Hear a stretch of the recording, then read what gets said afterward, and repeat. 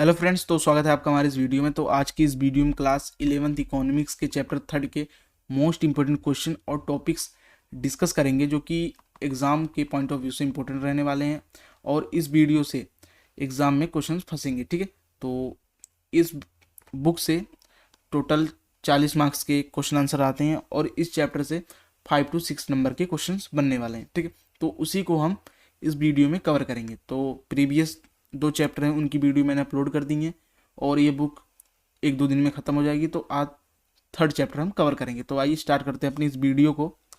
First जो हमारा topic है, वर्गीकरण क्या है उसको समझाना है। सेकेंड है गुणात्मक वर्गीकरण है, उसको बताना है। तो वर्गीकरण एक प्रक्रिया है जिसमें वस्तुओं या डेटा को उनके गुणों के और विशेषताओं के आधार पर वर्गीकृत यानी कि विभाजित किया जाता है। ठीक है, जैसे आपके पास कोई डेटा आ गया किसी क्लास का, ठीक है, या कोई स्कूल है उसका पूरा डेटा आ गया बच्चों का, तो आपने उसको उनके गुणों और उनकी विशेषताओं के आधार पर क्या किया, उन्हें क्लास में विभाजित कर दिया है। ठीक है, इसी को कहेंगे वर्गीकरण।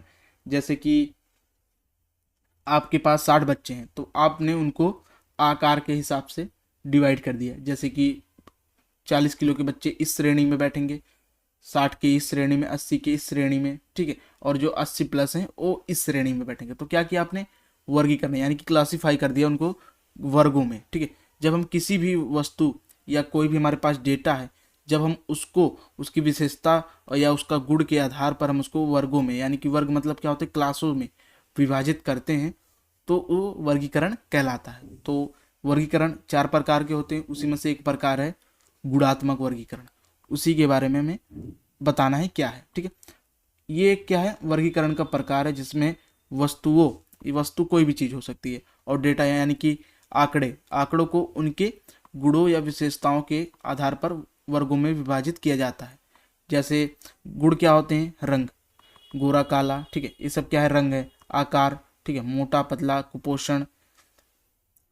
लास्ट क्या है, गुणवत्ता। ठीक है, इसके आधार पर हम बांट सकते हैं। जैसे कि अभी हमने वजन के आधार पर क्लासेस बनाई थी, ठीक है, यानी कि हमारे पास 60 बच्चे थे, हमने उनको वजन के हिसाब से उनका वर्गीकरण किया था।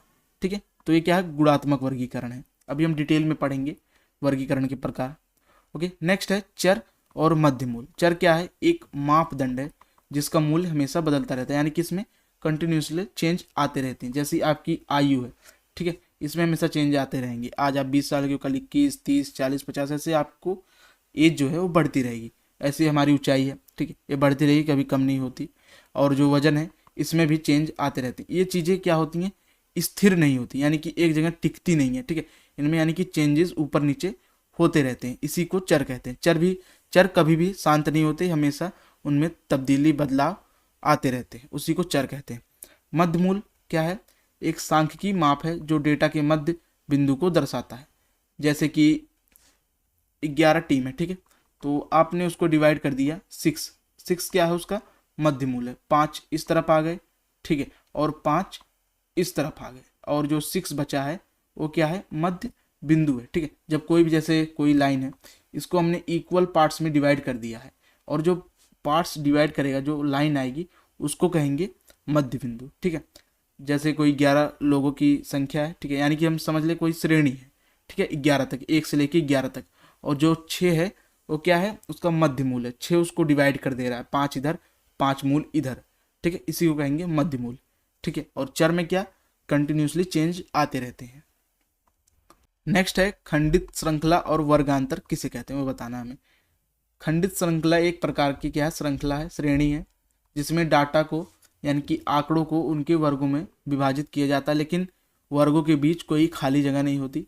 आपको आपकी स्क्रीन पर एग्जाम्पल दिख रहा होगा खंडित श्रृंखला का, ठीक है, और इनके क्लासेस में देखिए आप कोई भी डिफरेंस नहीं पाओगे, यानी कि कोई भी खाली जगह नहीं है। ठीक है, इनके अंदर वर्गांतर क्या होते हैं, स्क्रीन पर आपको क्लासेस दिख रही होंगी, जैसे 10 से 20, 20 से 30, 30 से 40, 40 से 50। ठीक है, ये क्या है, वर्ग हैं, और इन्हीं के बीच के अंतर को वर्गांतर कहते हैं। जैसे 10 और 20 के बीच में क्या अंतर है, 10 का अंतर है। ठीक है, और 20 से 30 के बीच में कितने का अंतर है, 10 का अंतर है। तो वर्ग के बीच में जितने का अंतर रहता है उसी को वर्गांतर कहते हैं। आपको स्क्रीन पर विजिबल होगा, ठीक है, एग्जाम्पल।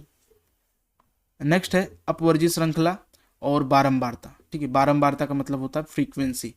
ठीक है, अपवर्जी श्रृंखला एक प्रकार की क्या है, श्रृंखला है जिसमें डेटा को वर्गों में विभाजित किया जाता है, यानी कि क्लासेस में क्लासिफाई किया जाता है।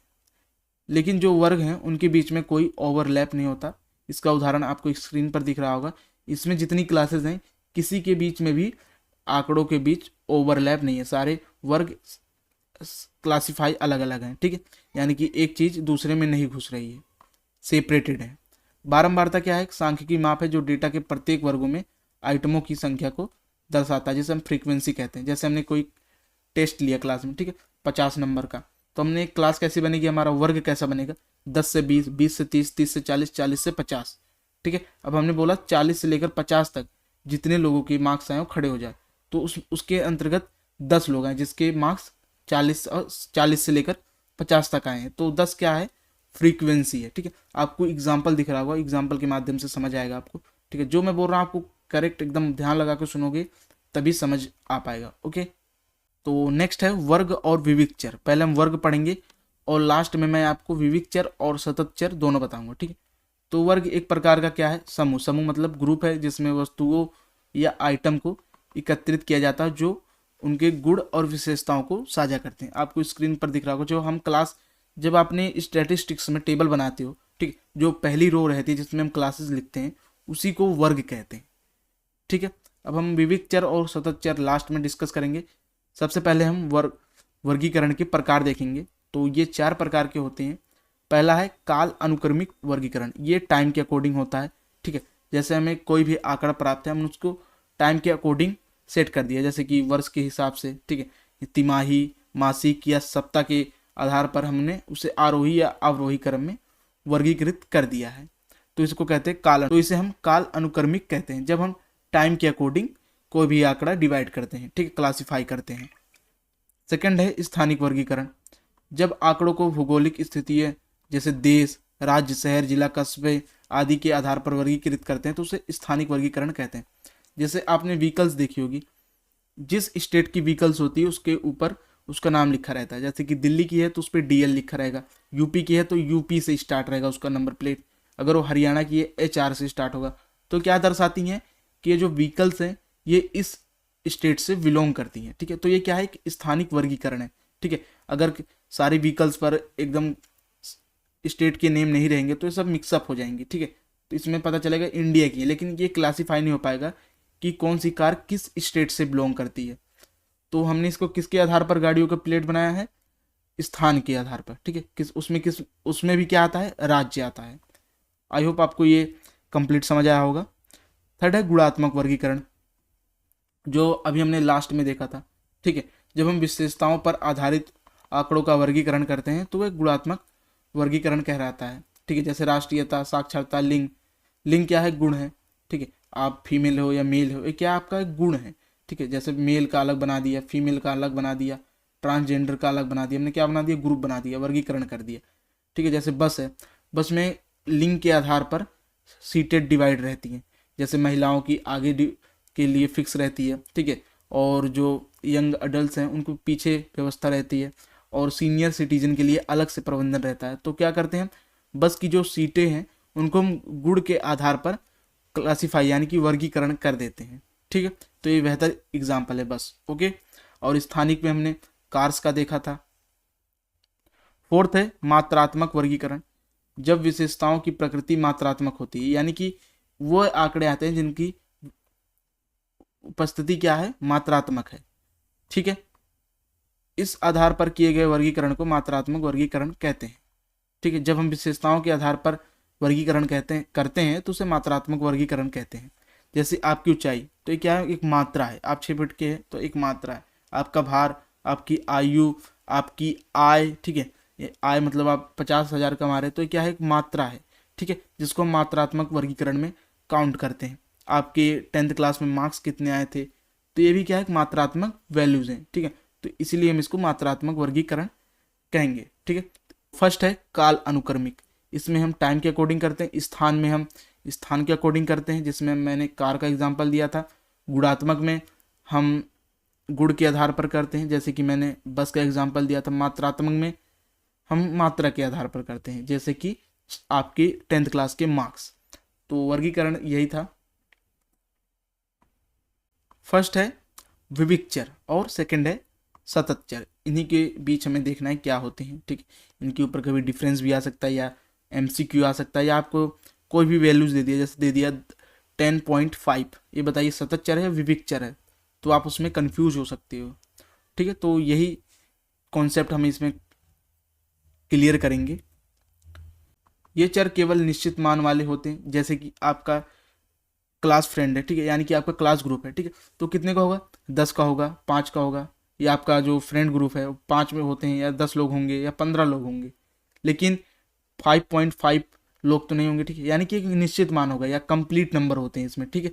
5, 6, 7, 8, 9, 10 ये सब क्या है, कंप्लीट नंबर है। इनकम्प्लीट क्या है, जैसे 5.2, जैसे आपकी हाइट 5.5, ये क्या है, इनकम्प्लीट, जिसे हम सतत चर कहते हैं। लेकिन विविक्त चर ये कंप्लीट होते हैं और निश्चित मान वाले होते हैं। इस मान में परिमित उछाल आता है, जैसे 5 से 6 होंगे, 6 से 7 होंगे, यानी कि इसमें परिमित उछाल आएगा, ठीक है, यानी कि कंटिन्यूसली नहीं बढ़ेंगे, इसमें एक उछाल से बढ़ते हैं, ठीक है। जैसे कि आपका फ्रेंड ग्रुप सर्कल है, उसमें आज 10 लोग हैं, कल 11 होंगे, ये नहीं कि 10.5 होंगे, ओके। तो इसमें एक उछाल के साथ चीज़ें बढ़ती हैं। जैसे कि एग्जाम्पल देखते हैं, विद्यार्थियों की संख्या या 50 होगी या 60 होगी या थोड़ी होगी, 50.5 बच्चे हमारी क्लास में हैं, ठीक है। तो ये क्या है, विविक्त चर है। और जो दो मान है उनके बीच में कोई मान नहीं आता, जैसे कि 6 से 7, ये 6 से 7 होगा, लेकिन इनके बीच में कोई भी चीज़ नहीं आएगी, 6.1, 6.2 ऐसी चीज़ें नहीं आएंगी। 6 से डायरेक्ट 7 होगा, इसे विविक्त चर कहते हैं, ठीक है। सतत चर क्या होता है, ये कंटिन्यूसली चीज़ें बढ़ती हैं, जैसे कि टाइम, ठीक है, 1 बजेगा, फिर 1 बज के 1 मिनट, 2 मिनट, ये सेकंड वाइज भी बढ़ती हैं, ठीक है, एकदम हम छोटे से छोटे में इसमें ट्रैक कर सकते हैं। तो ये क्या चीज़ें हैं, जो टाइम है ना वो थोड़ा थोड़ा करके बढ़ता है, इसमें डायरेक्ट उछाल नहीं आता। ये नहीं कि 1 से 2 बज गया, पहले 1 बजेगा, 1 बज के 5 मिनट, 15, ऐसे 1:30, फिर जाके 2 बजता है, तो ये हल्के हल्के चलता है, ठीक है। इसमें सारी चीज़ें धीमे धीमे स्लो होती है। जैसे आपकी हाइट, ठीक है, आज 5.6 है, तो कल ये 5.7 होगी, 8 होगी, 9 होगी, फिर 6 फीट होगी, थोड़ी कि 5 फुट से आप डायरेक्ट 6 फीट के हो गए, ओके। तो ये क्या है, सतत चर चीज़ें आती हैं इसके अंदर। इसमें जो दो सीमाएं होती हैं उसके बीच में भी बहुत सारे मूल्य आते हैं, ठीक है। आई होप आपको समझ आएगा। विविक्त में क्या होता है, कंप्लीट्स नंबर आते हैं, और सतत चर में इनकम्प्लीट आते हैं, ठीक है। जो भी दशमलव वाले नंबर आएंगे वो सतत चर होंगे, और जिसमें दशमलव नहीं लगा है वो विविक्त चर होंगे, ठीक है। इसके ऊपर MCQ बन सकता है, आप नोट डाउन कर लीजिए इसको। तो हमारी वीडियो ख़त्म होती है, और इतने ही इंपॉर्टेंट टॉपिक्स थे जो मैंने किए थे, और ओल्ड वीडियोज़ आप देख लेना, ठीक है, उसमें मैंने कंप्लीट एक्सप्लेनेशन प्रोवाइड की है 1 शॉर्ट वीडियो में। और चैनल के साथ जुड़ जाइए, हम दोनों बुक्स पेपर से पहले ख़त्म कर देंगे, और जो भी चीज़ें इसमें मैं पढ़ाऊँगा एग्ज़ाम के पॉइंट ऑफ व्यू से इंपॉर्टेंट रहने वाली हैं, और पूरा पेपर इसी वीडियो से फंसेगा, ओके। आई होप आपको पसंद आई होगी वीडियो, समझ आया होगा कॉन्सेप्ट। जुड़े रहे हमारे साथ, हम मिलते हैं चैप्टर 4 में, ओके।